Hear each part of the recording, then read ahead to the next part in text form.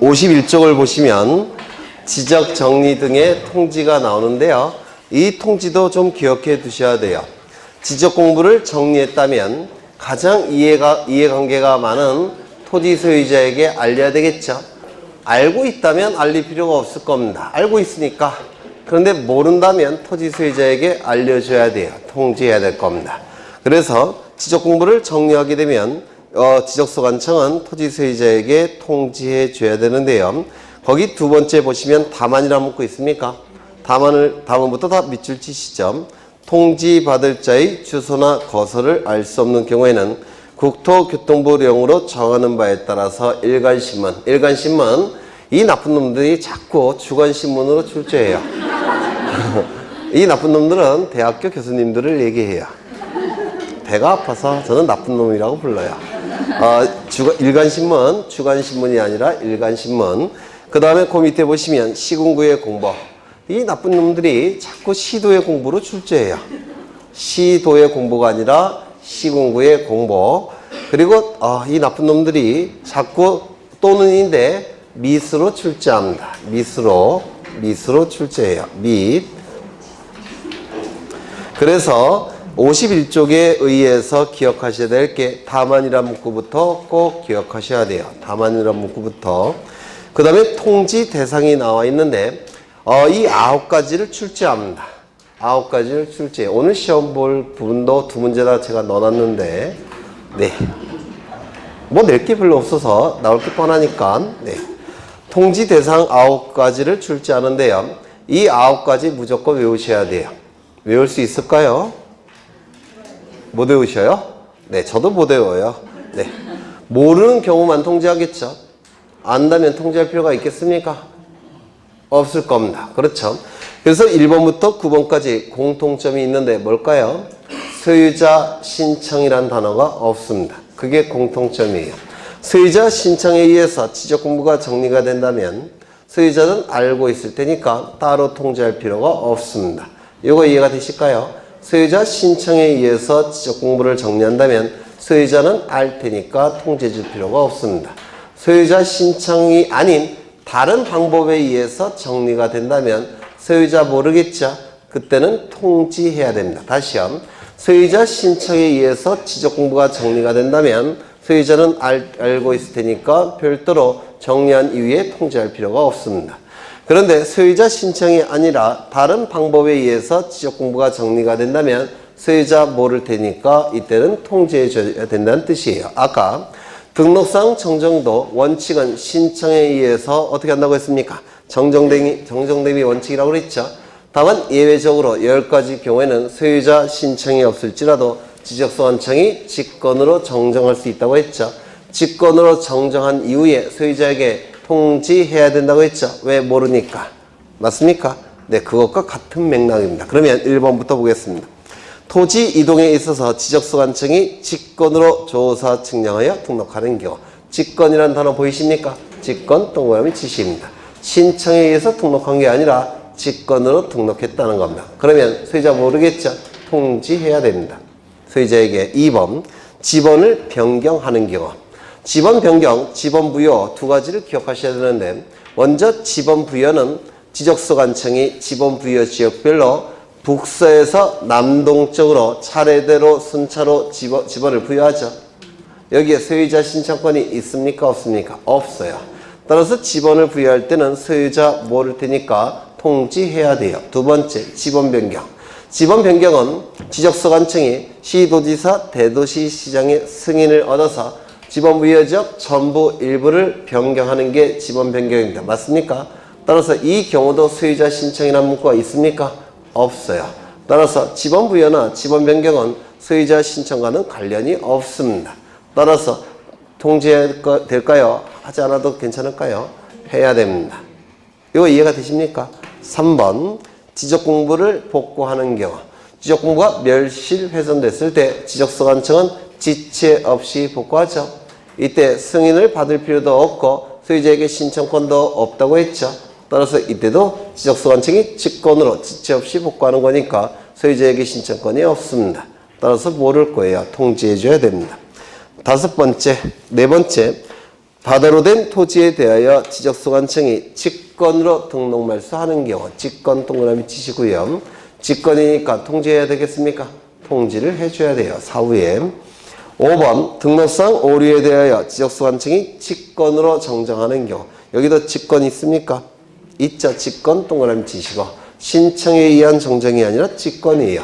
따라서 통지해줘야 됩니다. 6번 행정구역 개편으로 지적소관청이 새로 속하게 된 지번부여 지역에 지번을 부여하는 경우 지번부여 소유자에게 신청권이 없다고 했죠.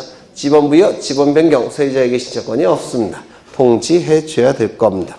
7번 도시개발사업 도시개발 사업이 시행되는 경우 토지 소유자의 신청권은 박탈된다고 했죠. 따라서 소유자에게 신청권이 없습니다. 통지해줘야 됩니다. 토지 이동을 대위 신청하는 경우 일정한 경우에는 제3자가 토지 소유자의 신청권을 대신 행사할 수 있죠. 4가지 기억나십니까? 외워보자. 첫 번째 대위 신청 4가지 공공사업, 두 번째 국가나 지자체 취득, 세 번째 주택법에 따른 공동주택의 부지, 네 번째 채권자 대위 신청. 이 4가지는 소유자의 신청권을 제3자가 대신 신청하는 거죠. 따라서 이때도 소유자는 모를 겁니다. 통지해줘야 돼요. 그 다음에 마지막으로 9번은 별표는 찌십니다. 등기와 관련되어 있기 때문에 1번부터 8번까지와 약간 성질이 다릅니다. 등기와 관련되어 있으니까 지적소관청은 토지 표시 변경에 관한 등기를 관할등기관서에 촉탁하는 경우라고 되어 있는데 이건 뒤에서 보실 거예요. 요거 소유자의 등기 신청입니까? 지적소관청의 등기 촉탁입니까? 지적소관청이죠. 소유자가 등기 신청하는 게 아니죠. 따라서 모를 겁니다. 통지해 줘야 돼요. 1번부터 9번까지 소유자의 신청이라는 단어가 안 나온다는 거 이해되십니까? 네, 그걸 좀 이해해 두시면 돼요. 그 다음에 통지 시기 기억하셔야 되는데 변경 등기가 필요한 경우에는 변경 등기 촉탁을 통해서 지적소관청은 변경 등기 했겠죠. 변경 등기가 완료가 되면 등기소에서는 지적소관청에게 변경 등기 완료의 뜻을 통지해 줍니다. 변경 등기 완료가 됐음을 통지해 줘요. 그러면 완료 통지서는 지적소관청이 등기소로부터 접수하겠죠. 맞습니까? 완료 통지서를 지적소관청이 등기소로부터 접수하지 않겠습니까? 접수를 한 날로부터 긴 거 15일. 등기소에 갔다 와야 되니까 길어야 되겠죠. 15일. 그래서 기산점도 기억하셔야 돼요. 등기 완료의 통지서를 접수한 날로부터 15일. 여기서 접수의 주체는 등기소입니까? 지적소관청입니까? 지적소관청. 이것도 출제한 적이 있어요. 지적소관청이 등기소에서 보내온 등기완료 통지서를 접수한 날로부터 15일. 두 번째는 변경 등기가 필요하지 않은 경우에는 등기소 갔다 올 필요가 없으니까 짧은 겁니다. 7일. 등기소 갔다 와야 되는 건 긴 거 15일. 등기소 갔다 올 필요가 없는 것은 짧은 거 7일. 이것도 기산점을 기억하셔야 돼요. 지적공부에 등록한 날로부터 7일. 다시요. 등기소 갔다 와야 되면 좀 시간을 더 줘야 되겠죠. 긴 거 15일. 갔다 올 필요가 없는 것은 짧은 거 7일이에요. 그리고 기산점을 기억하셔야 되는데 변경 등기가 필요한 경우에는 등기소에서 보내온 등기완료 통지서를 지적소관청이 접수한 날로부터 15일. 변경 등기가 필요 없는 경우에는 등록한 날로부터 7일. 이렇게 암기하셔야 돼요. 그 다음에 등기 촉탁이 나와 있는데 등기 촉탁. 여기 지적공부가 있고요. 지적공부는 누가 관리합니까? 지적소관청이 관리하죠. 등기부는 누가 관리할까요? 등기소에서 관리를 할 겁니다. 그래서 한필지 토지에 관한 정보는 2개의 장부에 등록되어 있습니다. 이때 지적공부의 토지의 표시사항은 뭐가 있습니까? 네? 소재, 지번, 지목, 면적, 경계, 좌표값이 있을 겁니다. 여기 등기부도 표제부에 토지의 표시사항이 기록되어 있죠. 이거는 뭐가 있습니까? 소재, 지번, 지목, 면적이 존재할 겁니다. 이 토지의 표시는 기준이 뭐라고 했습니까? 지적공부가 기준이 된다고 그랬죠. 맞습니까? 그러면 지적공부가 달라졌다면, 이것이 달라졌다면 이걸 여기다가 반영해 줘야 되겠죠. 이게 달라졌다면 이것도 고쳐야 되지 않겠습니까? 토지의 표시는 지적공부가 기준이 되니까. 그렇죠. 따라서 등기소는, 지적소관청은 등기소에다가 변경 등기를 촉탁하는 겁니다. 지적공부의 토지의 표시가 달라졌으니까 달라진 바에 따라서 등기부도 고쳐줘야 되겠죠. 따라서 지적소관청은 등기소에 변경 등기를 촉탁하는 겁니다. 이거 이해가 되십니까? 그렇죠. 이게 달라졌다면 변경 등기 촉탁할까요? 안 할까요? 할 때도 있고 안 할 때도 있어요. 무슨 얘기냐면 여기 한 필지 토지가 있는데요. 요 경계가 이쪽으로 이동을 했습니다. 면적이 달라졌습니까? 안 달라졌습니까? 달라졌죠. 따라서 경계와 좌표가 바뀌어서 면적에 영향을 미치는 경우가 있습니다. 그때는 이것도 바꿔줘야 되겠죠. 변경 등기 촉탁해야 될 겁니다. 그런데 요게 바뀌면서 동시에 이것도 바뀌었어요. 이쪽으로. 이렇게 바뀌었습니다. 그리고 면적이 똑같아요. 그러면 면적에 변화가 있습니까? 없습니까? 없어요. 이때는 변경 등기를 촉탁하지 않을 겁니다. 이거 이해가 되실까요? 그래서 여기에 영향을 미쳐서 면적이 달라지면 변경 등기 촉탁해야 될 테고 영향을 미치지 않을 때는 변경 등기 촉탁할 필요가 없을 겁니다. 이거 이해가 되실까요? 네. 그러면 거기 의의를 보시면 이 경우 등기 촉탁은 국가가 국가를 위하여 하는 등기로 본다. 기억해 두셔야 됩니다. 의미가 있어서 기억하셔야 돼요. 만약에 국가가 국가를 위하여 하는 등기로 보지 않게 되면 토지 소유자를 위하여 하는 등기로 볼 수밖에 없죠. 그런데 문제는 등기는 신청주의가 원칙이죠. 소유자가 신청하고 싶을 때 신청하는 게 원칙이에요. 근데 국가가 강제로 등기를 해버리면 신청주의에 반하게 돼요. 두 번째는 이 국가가 토지 소유자를 위하여 하는 등기로 보게 되면 이 수수료를 소유자로부터 징수해야 됩니다. 토지 소유자가 되게 열받겠죠. 그래서 징수하지 않도록 하기 위해서 국가가 소유자를 위하여 하는 등기로 보지 않고 국가가 국가를 위하여 하는 등기로 보게 됩니다. 신청주의와 수수료 때문에 그래요. 그래서 이거 좀 기억해 두십니다. 이 변경 등기 촉탁은 국가가 국가를 위하여 하는 등기로 보는 겁니다. 두 번째, 신규 등록은 변경 등기 촉탁할 수 있겠습니까? 신규 등록의 경우에는 등기부가 있습니까? 없습니까? 아직 등기부가 만들어지기 전 단계예요. 변경 등기라는 용어를 쓸 수가 없습니다. 이거 이해가 되실까요? 네. 그 다음에 2번은 읽어보시면 될 테고 등기 촉탁 사유가 있는데 이건 간단해요. 소재, 지번, 지목, 면적이 달라지는 경우 그때는 변경 등기 촉탁해야 되겠죠. 그래서 1번부터 6번까지가 바로 소재, 지번, 지목, 면적이 달라지는 경우입니다. 그때는 변경 등기를 촉탁할 수밖에 없어요. 이런 건 안 외우셔도 될 것 같아요. 아, 이건 소재, 지번, 지목, 면적, 소재 달라지는구나. 아, 이거는 지번이 달라지는구나. 이건 면적이 달라질 수 있구나. 이건 경계가 달라지는구나. 이렇게 공간정보법의 내용이 점점 익숙해지시면서 이건 저절로 아시게 돼요. 그런데 특이한 게 하나 있습니다. 5번을 보십니다. 5번은 직권이라는 표현이 있죠. 소관청이 직권으로 등록사항을 정정하는 경우, 직권 동그라미 지시입니다. 직권으로 정정이 될 때만 변경 등기를 촉탁합니다. 신청에 의해서 정정이 이루어질 때는 변경 등기를 촉탁하지 않아요. 아직까지 한 번도 출제된 적은 없는데 출제될 수 있습니다. 출제되면 여러분만 득점하실 거예요. 직권 기억해 두십니다. 그 다음에 절차는 읽어보시고 이제 지적 측량을 보겠습니다.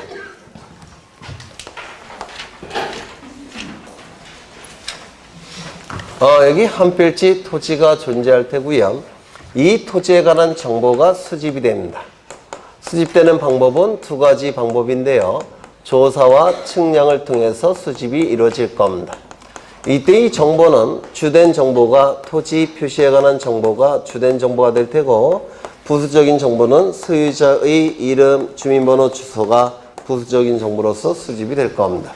이때 이 주된 정보인 토지의 표시는 소재, 지번, 지목, 면적, 경계, 좌표값이 될 겁니다.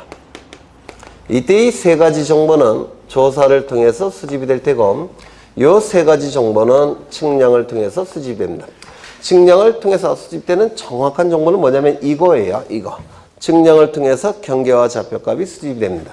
측량을 통해서 경계와 좌표값이 수집이 돼야지만 수집된 경계를 가지고 전자면적 측정기를 통해서 면적을 측정해낼 수가 있고 좌표값이 있어야지만 좌표면적 계산법을 통해서 면적을 측정해낼 수가 있어요. 여하간 이게 있어야지만 면적을 측정할 수가 있으니까 이거는 측량을 통해서 수집하죠. 그래서 면적도 결국은 측량을 통해서 수집한다 이런 표현을 쓰는 겁니다. 이 수집된 정보는 지적공부라는 공적인 장부에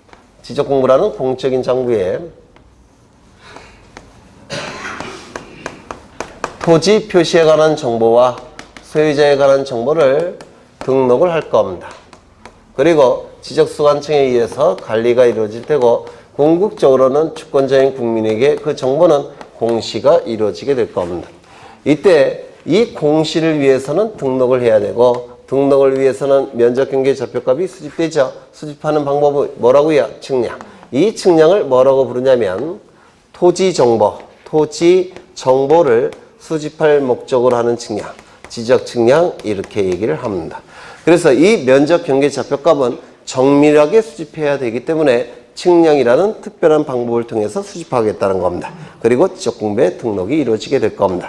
이때 면적 경계 좌표, 토지 정보죠. 토지 정보를 수집하는 목적으로 하는 측량이라고 해서 이 측량을 지적 측량이라고 부릅니다. 지적 측량을 통해서 수집이 됐다면 이제 지적공부에 면적 경계 좌표값이 등록이 될 테고 그리고 지적소관청에 의해서 관리가 될 테고 주권자인 국민에게 공시까지 이루어지게 될 겁니다. 그런데 이 지적공부에 등록된 면적 경계 좌표값을 지표면 위에 복원할 때도 정확하게 복원이 이루어져야 됩니다. 따라서 복원할 때도 측량을 하게 되는데 이때 면적 경계 좌표값은 토지 정보죠. 맞습니까? 따라서 이 복원할 때 하는 측량도 지적 측량이라고 얘기를 하겠다는 겁니다. 그래서 이 지적 측량은 지적 공부에 등록할 때뿐만 아니라 복원할 때도 지적 측량을 하게 됩니다. 정확하게 등록, 정확하게 복원을 하기 위해서 그렇습니다. 이때 이 복원할 때는 몇 가지 특징을 갖는데요. 이 특징을 반드시 외우셔야 돼요. 복원 단계의 측량은 몇 가지 특징을 갖습니다. 첫 번째, 등록할 때의 측량 방법과 복원할 때의 측량 방법은 반드시 동일한 측량 방법을 써야 됩니다. 이게 첫 번째예요. 등록할 때의 측량 방법과 복원할 때의 측량 방법은 같은 방법을 써야 돼요. 다른 방법을 쓰게 되면 엉뚱한 위치에 복원될 여지가 있습니다. 그러면 이 지문은 맞는지 보죠. 지적공부에 등록할 때 전자평판 측량의 방법을 써서 등록을 했습니다. 그런데 복원 단계에서는 더욱 정밀한 측량 방법인 경위의 측량 방법을 사용해서 복원할 수 있다. OX? X가 됩니다. 왜요? 같은 측량 방법이 아니기 때문에 그렇습니다. 더욱 정밀한 측량 방법을 사용해서 복원을 하게 되면 원래의 위치가 아닌 다른 위치에 복원될 여지가 생깁니다. 이를 방지하기 위해서 등록할 때의 측량 방법과 복원할 때의 측량 방법은 같은 측량 방법을 써야 된다. 이거 이해가 되실까요? 두 번째, 등록을 하는 것은 그 면적 경계 좌표값을 주권자인 국민에게 공시할 목적으로 등록하는 겁니다. 맞습니까? 공시해야 돼야 되는 정보는 정확한 정보여야 되죠. 그래서 이건 공익적 목적이기 때문에 검사 측량을 거쳐야 됩니다. 등록할 때는 국가기관이 개입을 해요. 이 검사 측량은 국가기관이 하는 측량인데요. 지적소관청이나 시도지사가 검사 측량을 합니다. 공시 목적으로 할 때는 정확하게 공시돼야 되니까 국가기관이 개입해서 검사 측량까지 한 다음에 등록하고 공시를 합니다. 그런데 면적 경계 좌표값을 토지 위에 복원할 때는 보통은 인접 토지와의 경계 분쟁이 발생했는데 그 분쟁을 해결하기 위해서 보통 복원을 합니다. 이거는 공시 목적으로 하는 게 아니에요. 복원 단계는. 그러면 국가기관이 개입해서 검사 측량까지 할 필요가 있겠습니까? 없더라는 겁니다. 등록할 때는 검사 측량을 반드시 거쳐야 되지만 복원할 때는 검사 측량을 거치지 않습니다. 복원할 때는 검사 측량까지 거치지 않습니다. 국가기관이 개입할 필요가 없다는 겁니다. 요거 이해가 되실까요? 안 되실까요? 될 듯 말 듯은 할까요? 그것도 안 되세요. 공시 목적으로 해야 되니까 정확하게 등록해야 되죠. 그래서 검사까지 해야 된다는 겁니다. 복원할 때는 공시 목적으로 하는 게 아니에요. 보통 인접토지와 경계 분쟁이 발생했을 때 그때 경계를 복원하는 겁니다. 이때는 국가기관이 개입할 여지가 없기 때문에 검사 측량을 할 필요가 없다 이렇게 얘기합니다. 세 번째 지적 공부에 도면에 두 면의 경계가 그려졌습니다. 그 경계를 가지고 면적을 측정해서 대장에 등록하죠. 맞습니까? 도면과 대장의 경계 면적 좌표를 등록하죠. 등록하는 게 바로 지적 정리한다 이렇게 얘기를 하는 겁니다. 그러면 지적 공부에 등록된 면적 경계 좌표값을 지표상에 복원한 다음에 요게 변화가 있습니까 없습니까? 지적 공부에서 변화가 없죠. 그러면 복원을 한 다음에 지적 공부를 정리할 필요가 있을까요 없을까요? 없습니다. 따라서 복원할 때는 지적 정리를 하지 않습니다. 지적 공부에 등록된 면적 경계 좌표값이 토지 위에 복원이 된 다음에 지적 공부에 변화가 나타나지 않습니다. 변화가 나타나지 않으니까 정리할 필요가 있습니까? 없어요. 복원 단계의 경우에는 지적 정리를 하지 않습니다. 이것도 이해가 되실까요? 네, 워낙 어려운 거 하는 거라서. 네 번째, 이 면적은 토지대장, 임야대장의 면적이 등록되죠. 맞습니까? 그러면 이 등록된 면적 경계 좌표값을 지표상에 복원한 다음에 면적에 변화가 있습니까 없습니까? 없어요. 그렇다면 복원할 때도 면적 측정을 할 필요가 있습니까 없습니까? 없습니다. 이것 좀 기억해 두십니다. 복원 단계의 측량 4가지 특징. 첫 번째, 등록할 때와 같은 측량 방법을 사용한다는 거. 두 번째, 검사 측량을 거치지 않는다는 거. 세 번째, 지적 정리를 할 필요가 없다는 거. 네 번째, 면적 측정도 원칙적으로 하지 않는다는 거. 다만 지적 공부에 등록된 면적에 오류가 있다면 고친 다음에 복원해야 되겠죠. 그때는 면적 측정을 하는 경우가 있습니다. 그건 예외예요. 어디까지나. 그래서 원칙은 면적 측정을 하지 않습니다. 복원할 때. 이때 복원 단계의 측량 2가지가 있다고 했는데 2가지 뭐가 있죠? 첫 번째, 경계 복원 측량. 이건 복원 단계의 측량입니다. 두 번째, 지적 현황 측량. 이것도 복원 단계의 측량이에요. 그럼 이 2개의 측량은 이러한 특징을 갖는 겁니다. 즉, 경계 복원 측량과 지적 현황 측량은 첫 번째, 등록할 때와 같은 측량 방법을 사용하는 것이고, 두 번째, 검사 측량을 거치지 않는 것이고, 세 번째, 면적 측정, 지적 정리하지 않더라는 겁니다. 그러면 이 경계 복원 측량, 지적 현황 측량이 왜 복원 단계 측량인지를 지금 설명드릴 거예요. 먼저 여기 토지가 존재합니다. 두 필지 토지가 존재하는데요. 여기는 100번지 토지고 소유자 갑입니다. 여기는 101번지 토지고 소유자 을이에요. 이 두 필지 토지가 도면 위에 등록이 되어 있습니다. 이렇게 등록이 되어 있는 상태예요. 물론 측량을 통해서 등록을 하고 있을 겁니다. 그런데 갑과 을 사이에 이 경계에 대해서 분쟁이 발생했다는 겁니다. 분쟁을 해결하기 위해서는 이것이 여기에 복원되면 되겠죠. 여기에 적용되는 법률은 공간정보법, 여기에 적용되는 법률은 민법. 이때 기준이 뭐라고 그랬죠? 특별법 우선의 원칙에 의해서 공간정보법이 먼저 적용이 돼요. 즉 도면 위의 경계가 우선이 되는 겁니다. 그렇다면 이것을 여기다가 복원을 시켜보면 분쟁이 해결되겠죠. 이게 우선돼야 되니까. 맞습니까? 따라서 이것을 여기다가 복원을 시키는 겁니다. 이게 무슨 측량? 경계 복원 측량이라고 얘기를 하는 겁니다. 어렵지 않죠? 도면 위의 경계를 지표상에 다시 복원하는 측량. 이를 경계 복원 측량이라고 부릅니다. 두 번째, 여기에 토지가 있고요. 여기도 이렇게 됐겠죠. 여기는 100번지 토지, 여기는 101번지 토지고요. 소유자는 갑, 소유자는 을이 될 겁니다. 그리고 이 두 필지 토지가 도면 위에 등록되어 있을 겁니다. 이렇게 등록된 상태예요. 100번지, 101번지. 그리고 경계도 이렇게 그려져 있을 겁니다. 이때 이 100번지 토지 위에는 이런 커다란 건축물이 들어서 있습니다. 이렇게. 그리고 101번지 토지 위에도 이렇게 작은 건물이 들어서 있습니다. 이 지표면 위에 있는 지상 건축물이 있죠. 이 지상 건축물들을 이 도면 위에 등록된 경계와 대비하여 표시하기 위해서 이 건축물들을 여기다가 그려놓고자 합니다. 이 지상 건축물의 위치 현황을 도면에 등록된 경계와 대비하여 표시하기 위해서 이걸 여기다 그려놓고자 해요. 그려놓는 방법은 먼저 이 부분이 복원이 돼야 됩니다. 이렇게 복원이 됩니다. 복원을 한 다음에 이 위치 관계를 확인합니다. 위치 관계를 확인해 봤더니 이게 1m 정도 떨어져 있고요. 여기에 3m 정도 떨어져 있다는 겁니다. 그러면 위치 관계가 1대3 비율로 있는 거죠. 맞습니까? 그래서 여기다가 그려 놓습니다. 이렇게 그려 넣어요. 그리고 여기가 1이라고 한다면 이 건물은 3배 되는 거리에 그려 놓을 겁니다. 이렇게.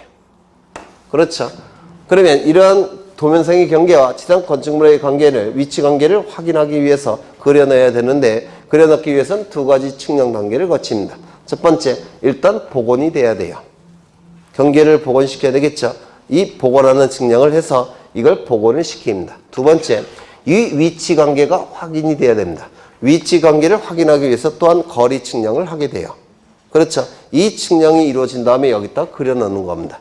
이 측량의 이름을 지적 현황 측량이라고 불러요. 이 지적 현황 측량은 두 가지 측량 단계로 구성되어 있는데요. 경계 복원, 위치 관계 확인. 이 두 단계의 측량으로 구성되는 게 지적 현황 측량이라고 부릅니다. 이 지적 현황 측량은 경계가 복원되고 있죠. 따라서 복원 단계의 측량이라고 불러요. 그래서 이 경계 복원, 지적 현황 측량은 대단히 시험에 나올 가능성이 높은 측량입니다. 요거 자체로 출제를 합니다. 요게. 그래서 지적 현황 측량은 반드시 암기하셔야 되고요. 하나 더. 우리가 측량하는 방법이 어떤 방법을 통해서 측량하느냐면 이 토지를 도면 위에 그려놓고자 합니다. 도면 위에 그려놓고 싶어요. 이 토지를. 이게 100번지 토지인데요. 이 100번지 토지를 도면 위에 그려놓고 싶습니다. 그리기 위해서는 측량이 필요하다고 했죠. 측량을 하기 위해서는 측량 기구가 있어야 됩니다. 그 측량 기구를 이 토지 주변에 설치합니다. 아무데나 설치하는 건 아니고요. 이 토지 주변에 기준점이라는 게 있습니다. 이 기준점을 하나 선택해서 기준점 위에다가 여기다가 측량 기구를 이렇게 설치합니다. 보통은 현재 전자평판을 가장 많이 써요. 그래서 전자평판을 보통 이 기준점 위에다가 설치합니다.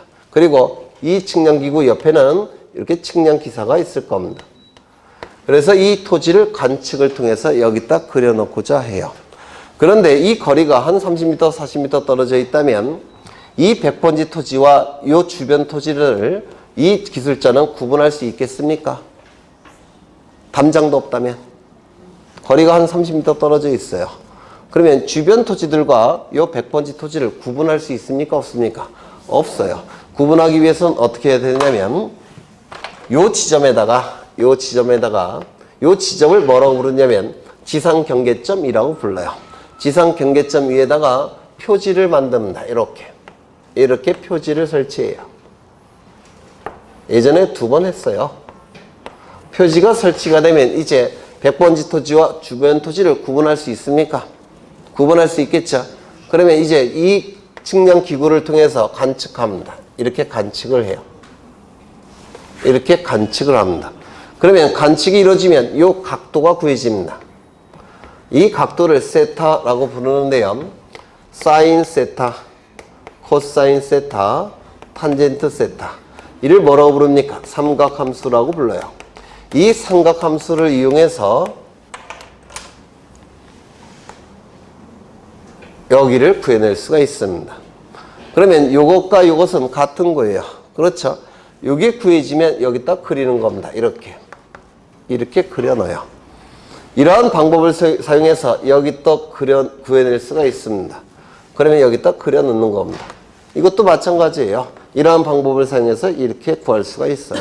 그러면 여기다 이렇게 그려놓는 겁니다. 이것도 마찬가지겠죠? 네, 이렇게 그려놓는 겁니다. 이러한 방법을 사용해서 측량을 통해서 도면 위에 그려지는 겁니다. 어려우신가요? 아직까지 안 어렵죠? 네, 이 모양을 뭐라고 얘기합니까? 삼각형. 삼각형을 이용해서 측량한다고 해서 삼각측량이라고 부릅니다. 삼각측량. 여기까지 되셨습니까? 그렇죠. 그러니까 이러한 방법을 통해서 측량이 이루어집니다. 예전에 다 했던 거예요. 우리나라를 그렸습니다. 우리나라를 그렸는데요.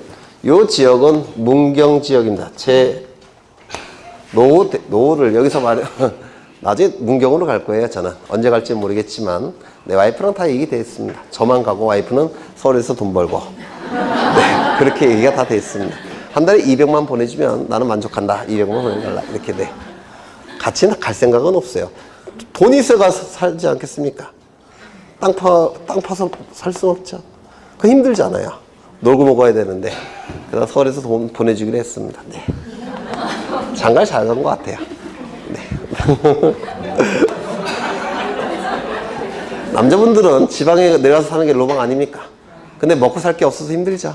네, 저는 네, 먹고 살 게 마련됐습니다. 네. 이 토지를 측량하고자 합니다. 측량해야 되는데 토지를 측량하기 위해서는 기준점이 있어야 된다고 했죠. 기준점 중에서 여기에 기준점이 하나 설치되어 있는데요. 이 기준점의 이름은 원점이라는 기준점입니다. 모든 기준점 중에서 가장 근원이 되는 기준점이라는 뜻이에요. 모든 기준점 중에서 가장 근원이 되는 기준점. 우리나라에 딱 하나 있습니다. 원점이라고 불러요.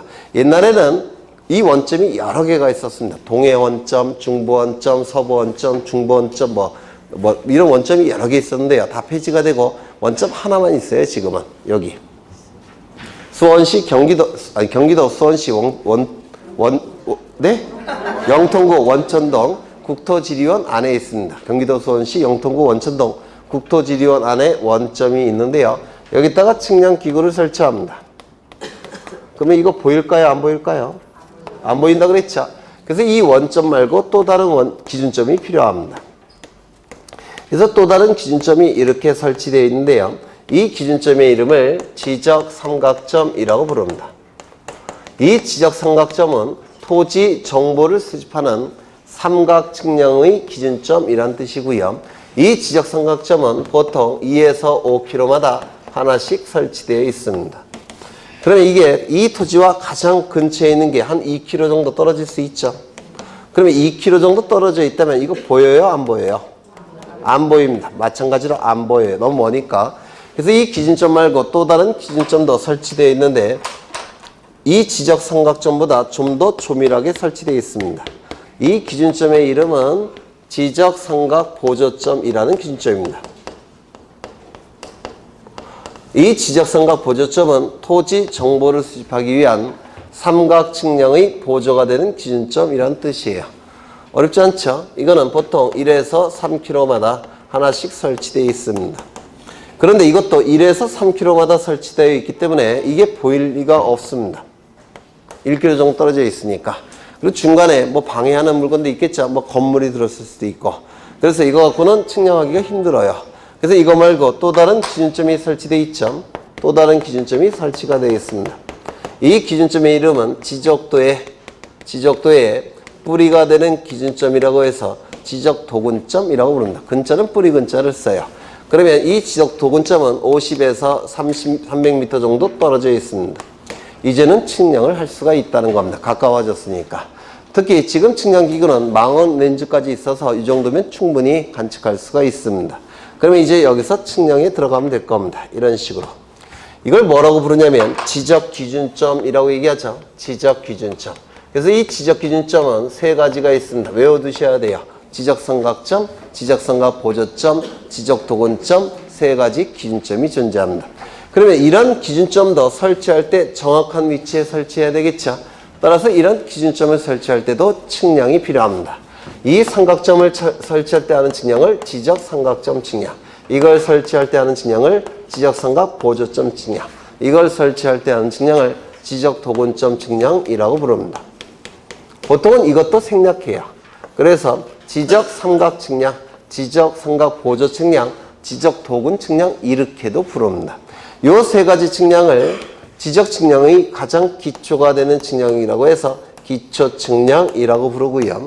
그 다음에 이 토지의 면적 경계 좌표값을 수집하는 측량을 토지의 세부적인 정보를 수집하는 측량이라고 해서 세부 측량이라고 부릅니다. 그래서 지적 측량은 이 두 가지로 구성되어 있습니다. 지적 측량은. 그래서 지적 측량은 세부 측량과 기초 측량으로 구성되어 있다라고 얘기합니다. 어렵지 않죠? 네. 책을 좀 보겠습니다. 지적 기준점을 정하는 경우 나와 있고요.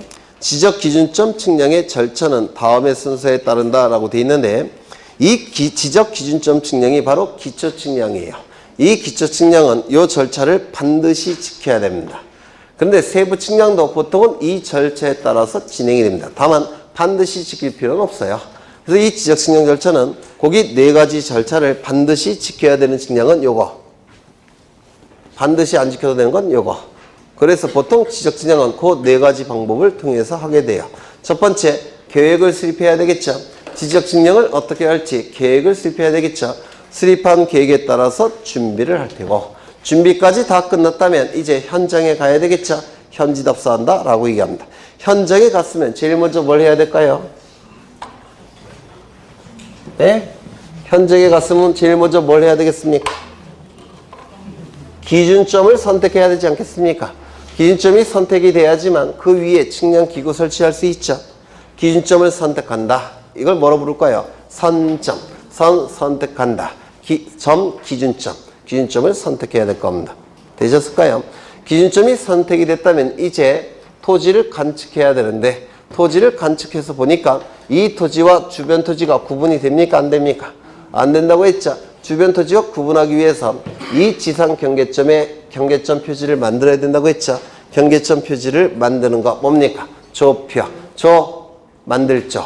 표, 경계점 표지. 경계점 표지가 만들어져야 됩니다.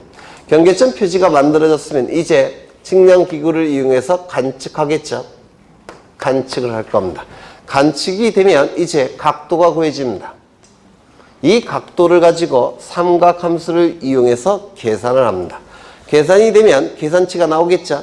그 계산치를 가지고 표로 작성하게 돼요.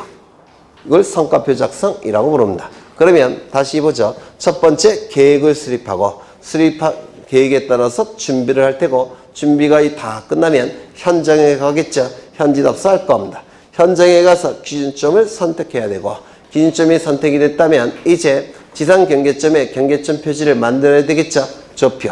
경계점 표지까지 만들었다면 이제 측량 기구를 통해서 경계점 표지를 관측할 겁니다. 관측이 이루어지면 각도가 나오죠. 각도를 가지고 계산을 합니다. 삼각함수를 이용해서 계산을 할 겁니다. 계산이 이루어지면 수치가 나오겠죠. 그걸 가지고 표로 작성하는데 이를 성과표 작성이라고 불러요. 그래서 이 그림을 이해하시면 그게 외울 필요도 없어요. 이게 이해가 되시면. 그런데 외워도 되죠. 어떻게 외웠습니까?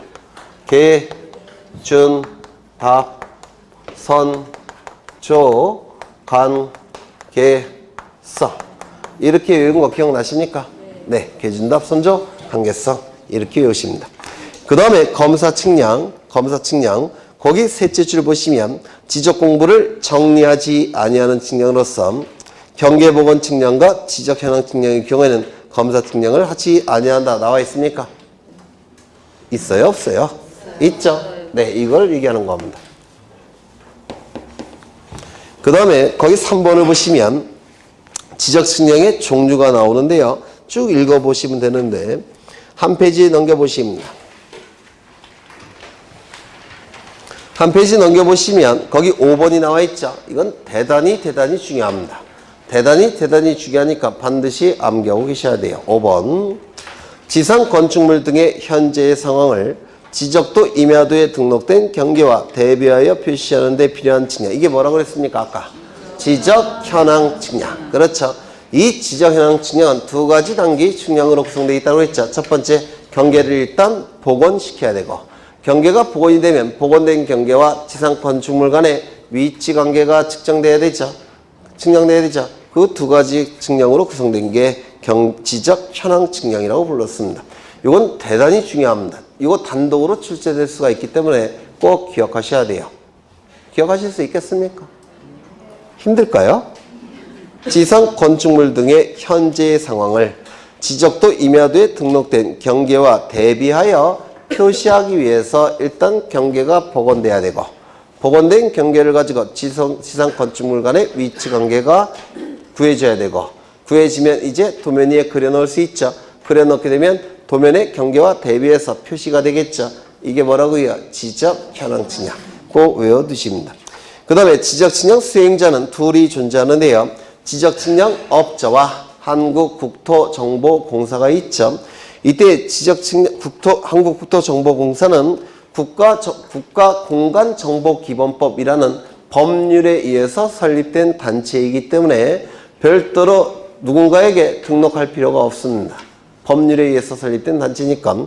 그런데 지적 측량 업자는 지적측량업자는 반드시 지적측량업을 등록해야지만 측량할 수가 있습니다. 누구에게 등록합니까? 시도지사에게 등록하는 겁니다. 국토교통부 장관이 아니에요. 시도지사에게 등록합니다. 다른 측량은 국토교통부 장관에게 등록해요. 하지만 지적측량만큼은 국토교통부 장관이 아니라 시도지사에게 등록합니다. 우측을 보시면 우측이 아니라 54쪽 맨 아래 보시면 지적측량업자의 업무범위 나와 있습니까? 업무범위. 이 업무범위를 좀 외워두십니다. 요거는 출제될 확률이 제가 볼 때는 한 5%는 있는 것 같아요. 5%는 될 것 같으니까 좀 기억해 두시고요. 5% 정도 되면 공부해야 되겠죠? 다 맞아야 되니까. 네, 다 맞아야 되니까. 그 다음에 55쪽을 보시면 성실의무 손해배상 책임. 이건 5%에 조금 미달돼요. 5%에 조금 미달되니까 여러분이 그냥 읽어보시면 될 것 같고요. 넘기겠습니다. 지적측량 절차. 이거 프린트 피죠? 프린트 피입니다. 지적측량 절차가 지적측량과 관련해서 가장 중요한 내용인데요. 먼저, 근데 괜찮아요. 네, 이따가 치우면 되니까. 네, 고맙습니다. 이 지적측량 절차가 시험과 관련해서 측량에서 가장 중요해요. 먼저, 측량을 의뢰하는 자가 있을 겁니다. 의뢰인이 지적측량 수행자에게 지적측량을 의뢰할 텐데요. 지적측량 수행자는 둘이 있죠. 한국국토정보공사와 지적측량업자 둘이 있죠. 지적측량업자는 반드시 시도지사에게 지적측량업을 등록한다고 했죠. 이때 의뢰인은 수행자에게 측량을 의뢰할 텐데요. 첫 번째, 수수료 내야 되겠죠. 세상에 공짜는 없을 테니까 수수료 내야 됩니다. 두 번째, 두 가지 측량은 의뢰할 수가 없습니다. 검사 측량은 의뢰가 불가능해요. 검사 측량은 국가기관이 하는 측량이에요. 즉 지적소관청이 대부분 검사 측량을 하고 시도지사가 일부 검사 측량을 합니다. 그래서 국가기관이 하는 측량이라서 수행자에게 의뢰해봤자 수행자는 절로 가라 이렇게 얘기할 겁니다. 받아주질 않을 거예요. 그래서 검사 측량은 의뢰할 수가 없고요. 두 번째, 지적 제조사 측량도 의뢰할 수가 없습니다. 지적 제조사 측량은 이거는 개인이 의뢰하는 측량이 아니라 국가의 정책적 이유에 의해서 획일적으로 처리되는 측량이기 때문에 개인이 의뢰할 수 있는 측량이 아닙니다. 검사 측량은 수행자가 할 수 있는 측량이 아니어서 의뢰할 수가 없고요. 두 번째, 제조사 측량은 개인이 의뢰할 수 있는 측량이 아니어서 의뢰할 수가 없는 겁니다. 의뢰를 받은 지적측량 수행자는 지적측량을 어떻게 수행할지 계획을 세워서 계획서를 작성해서 그 다음날까지 지적소관청에게 제출합니다. 그 다음날까지 제출한다는 거 꼭 기억하셔야 돼요. 그 다음날까지. 그리고 지적소관청에게 제출하는 겁니다. 그 다음날 지적소관청. 기억해 두셔야 돼요. 시도지사가 아니라 지적소관청. 그리고 그 다음날. 의뢰를 받은 다음날. 기억해 두시고요. 수행계획서를 그 다음날까지 제출한 다음에 지적측량을 실시할 텐데요. 이 지적측량과 관련해서 가장 중요한 건 기간이에요. 이유는 기간에 따라서 수수료가 결정이 될 테고 그래서 보통 이 기간이 제일 중요하다고 봐요. 시험과 관련해서는 이 기간에 대해서 의뢰인과 수행자 간에 합의가 있는 경우가 있습니다. 이를 합의 업무라고 부르는데요. 합의가 이루어져 있는 경우에는 합의 기간의 4분의 3은 측량 기간으로 사용하고 합의 기간의 4분의 1은 검사 기간으로 사용합니다. 그렇다면 합의 기간이 20일이라고 한다면 측량 기간은 며칠 걸립니까? 15일. 검사 기간은 5일이 될 겁니다. 그런데 수행자와 이 의뢰인 사이에 기간에 합의가 없는 경우가 있습니다. 이를 일반 업무라고 얘기하는데요. 이 합의가 없는 경우를 대비해서 우리 공간정보법은 기간을 딱 정해놨습니다. 그래서 측량 기간 5일, 검사 기간 4일 딱 정해놨다는 겁니다. 지금 이 토지를 측량하고자 합니다. 그러면 이 토지를 측량할 때 의뢰인과 수행자 간의 기간의 합의가 있을 수가 있죠. 합의가 있다면 4분의 3은 측량기간, 4분의 1은 검사기간으로 사용할 텐데요. 합의가 없는 경우를 대비해서 우리 공간정보법은 이 토지를 측량하는 기간 5일 딱 정해놓고요. 이 토지를 검사하는 기간 4일 딱 정해놨다는 겁니다. 이를 일반 업무라고 불러요. 문제는 뭐냐면 이 토지를 측량하기 위해서는 토지 주변에 뭐가 있어야 됩니까? 기준점이 있어야 돼요. 기준점이 있어야지만 그 기준점 위에 측량 기구를 설치해서 관측을 통해서 측량할 수 있죠. 그런데 기준점이 없다든지 기준점의 개수가 너무 작으면 측량 들어가기가 힘들어요. 그때는 측량을 거절을 해야 되냐? 그건 아니에요. 그래서 기준점이 없다든지 부족할 때는 기준점을 주변에 먼저 설치해야 됩니다. 누가? 수행자가. 기준점을 먼저 설치해야 됩니다. 문제는 이 설치할 때 시간이 걸립니다. 맞습니까? 따라서 설치하는 기간을 여기다가 더해줘야 돼요. 그리고 기준점이 설치가 됐다면 제대로 설치됐는지 검사도 해봐야 되겠죠. 그래서 이 기준점 검사 기간을 여기다가 더해줘야 된다는 겁니다. 보통 이 기준점 기준점 설치는 하루에 4점 정도 설치가 가능하답니다. 기준점 검사도 보통 하루에 4점 정도를 검사할 수 있답니다. 그래서 우리 공간정보법은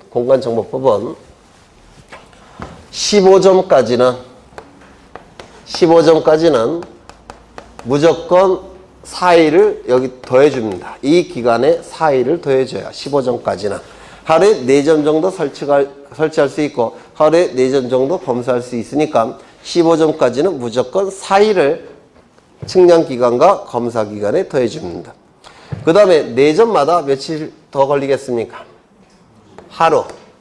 왜요? 하루에 4점 정도 설치할 수 있고 하루에 4점 정도 검사할 수 있다고 그랬죠. 그러면 4점 설치할 때마다 여기다가 하루씩을 가산해 주는 겁니다. 4점 설치할 때마다 하루씩을 가산해 주게 돼요. 이거 이해가 되십니까? 되셔요? 안 되셔요? 되시죠? 네. 그러면 기준점이 15점이니까 16, 17, 17점 정도 설치한다면 며칠 정도 걸릴까요? 설치하는 기간이 5일 정도 걸리죠? 그러면 여기다가 5일을 더해주는 겁니다. 측량 기간은 며칠 걸리겠습니까? 10일. 되셨죠? 그러면 17점을 설치했다면 17점 검사도 해봐야 되겠죠? 검사도 이거예요. 4일 하루. 그럼 며칠 걸리겠습니까? 17점 검사해야 되니까 5일 플러스 하루니까 며칠을 여기다 더해줘야 됩니까? 5일. 총 검사 기간은 며칠이 됩니까? 9일. 총 검사 기간은 며칠 됩니까? 9일. 기준점이 여기가 17이니까 16, 17, 18, 19 여기 19점 되겠죠? 20, 21. 21점이 필요합니다. 그러면 총 설치 기간은 며칠이 걸립니까? 4일 하루니까 총 설치 기간 며칠 걸립니까? 6일. 그 다음에 기준점 설치했다면 검사도 해봐야 되겠죠? 검사 기간 며칠 걸리겠습니까? 4일 하루니까 며칠? 6일. 그러면 총 측량 기간은 며칠입니까? 11일. 총 검사 기간은 10일이 될 겁니다. 이렇게 기간이 결정이 돼요. 이를 일반 업무라고 얘기합니다. 그러면 책을 보죠. 책 말고 프린트를 보시면 일반 업무는 토지의 측량 기간 며칠? 5일. 토지의 검사 기간 며칠? 4일. 그런데 토지 주변에 기준점을 설치해야 된다면 15점까지는 며칠을 가산해 준다고요? 하루. 그래서 이하 기억하셔야 되고요. 15점을 초과할 때는 초과 기억하셔야 되죠. 초과할 때는 매 4점마다 하루씩을 가산해 줘야 된다는 겁니다. 되셨을까요? 되셨을까요? 이거 일반 업무, 합의 업무 숫자 계산해낼 수 있겠습니까? 있어요? 없어요? 이건 수학도 아니라 산수인데. 그렇죠? 네, 이따가 많이 보실 거예요, 문제를. 그 다음에 측량이 이루어졌다면 이제 성과를 결정해야 되겠죠. 성과를 결정하기 위해서 검사 측량을 원칙적으로 거친다고 그랬죠. 검사 측량까지 다 거치게 되면 성과가 결정이 될 테고, 성과가 결정이 됐다면 성과들을 지체 없이 의뢰인에게 교부하게 될 겁니다. 그 다음에 이제 뭘 보실 거냐면 57쪽의 지적측량 적부심사를 보실 건데요. 적부심사 프린트 보겠습니다. 프린트 15쪽에 있죠. 네, 15쪽을 보십니다. 예전에 제가 2번이나 판사했던 거예요. 그림이 똑같죠? 판사한 거랑. 네. 보시면 이 적부심사를 청구할 수 있는 주체는 세 시점, 토지 소유자, 이해관계인, 지적측량 수행자가 적부심사를 청구할 수 있을 겁니다. 여기서 지적측량 수행자는 둘이 존재합니다. 누굽니까? 네? 한국국토정보공사와 지적측량업자, 이 둘을 지적측량 수행자로 불렀죠. 그래서 토지 소유자, 이해관계인, 이해관계인은 보통 인접토지 소유자를 의미합니다. 그리고 한국국토정보공사, 지적측량업자, 이러한 자들이 적부심사를 청구할 수 있는데, 이 적부심사는 누구에게 청구한다고 그랬죠? 지방지적위원회에 청구한다고 했죠. 그래서 시도지사 소속하에 지방지적위원회가 설치가 되어 있는데, 지방지적위원회 적부심사를 청구하는 겁니다. 그런데 청구서는 누구에게 제출한다고 했습니까? 시도지사에게 제출한다고 했죠. 그래서 우리 공간정보법은 시도지사를 거쳐 지방지적위원회에 청구한다, 이렇게 규정이 되어 있고요. 대통령령에서는 시도지사를 거쳐 지방지적위원회에 제출한다, 이렇게 규정되어 있다고 그랬죠. 그래서 둘 다 기억하셔야 돼요. 시도지사를 거쳐 지방지적위원회에 청구한다, 시도지사를 거쳐 지방지적위원회에 제출한다. 두 개의 문구를 다 기억하셔야 돼요. 이때 시도지사에게 청구서가 제출이 되면 시도지사는 30일 이내에 지방지적위원회에 회부할 때고, 회부받은 지방지적위원회는 60일 동안 심의하고 의결을 할 겁니다. 의결이 되기 위해서는 과반수 이상이 출석해야 되고, 출석한 위원 과반수 이상의 찬성이 있을 때 그때 의결이 이루어지겠죠. 또한 사안이 복잡한 경우에는 의결로서 30일을 넘지 않는 범위 내에서 한 번만 연장이 가능하다고 했습니다. 의결이 이루어졌다면 지방지적위원회는 시도지사에게 지체 없이 송부할 때고, 지체 없이 송부가 이루어지면 시도지사는 7일 이내에 누구에게 통지한다고 했습니까? 청구인 및 이해관계인에게 통지한다고 했죠. 청구인 및 이해관계인에게 통지할 겁니다. 통지를 할 때는 90일 이내에 재심사 청구할 수 있음을 서면으로 알려야 됩니다. 다시요.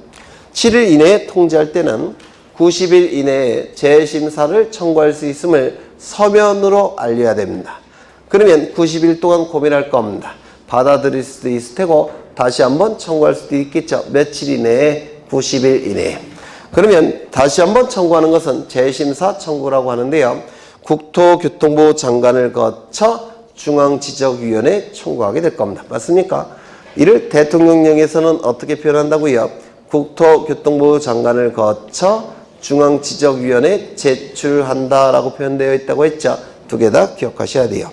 여튼 청구서는 국토교통부 장관에게 제출할 때고, 국토교통부 장관은 30일 이내에 중앙지적위원회에 회부할 테고, 회부받은 중앙지적위원회는 60일 동안 심의하고 의결할 겁니다. 이때 사안이 복잡한 경우, 즉 부득이한 사유가 있을 때는 의결로서 30일을 넘지 않는 범위 내에서 한 번만 연장이 가능할 겁니다. 의결이 이루어졌다면 지체 없이 국토교통부 장관에게 송부할 테고, 송부받은 국토교통부 장관은 7일 이내에 청구인 및 이해관계인에게 통지하게 될 겁니다. 통지를 한 다음에 국토교통부 장관은 시도지사에게 의결서 4본을 송부하고, 시도지사는 국토교통부 장관으로부터 받은 의결서 4본과 지방지적위원회로부터 받은 의결서 4본 2장을 지적소관청에게 송부합니다. 송부받는 지적소관청은 성과를 수정한다든지 오류를 정정하게 될 겁니다. 그래서 이 그림에서 거의 다 출제가 돼요. 적부심사와 재심사도 이 그림에서 전부 출제가 됩니다. 그런데 그림이 똑같죠? 중앙지적위원회, 지방지적위원회 전부 다 60일 심의 의결, 30일 이내 한 번만 연장 가능. 똑같죠? 그 다음에 30일 이내 회부, 지체 없이 송부, 30일 이내 회부, 지체 없이 송부 똑같죠? 그 다음에 7일 이내 통지 똑같죠? 그래서 똑같으니까 암기하는 건 어렵지 않을 겁니다. 이제 어디를 보시느냐면 59쪽 보십니다. 59쪽. 59쪽을 보시면요. 다음의 사항을 심의 의결하기 위하여 국토교통부에 중앙지적위원회를 두고 있다. 요 5가지 반드시 암기하셔야 돼요. 요 5가지는 반드시 암기하셔야 됩니다. 나올 때가 됐습니다. 그러면 중앙지적위원회는 이렇게 5가지 업무를 하게 되는데요. 지방지적위원회는 하나만 할 수 있습니다. 뭘까요? 적부심사 청구에 대한 심의 의결.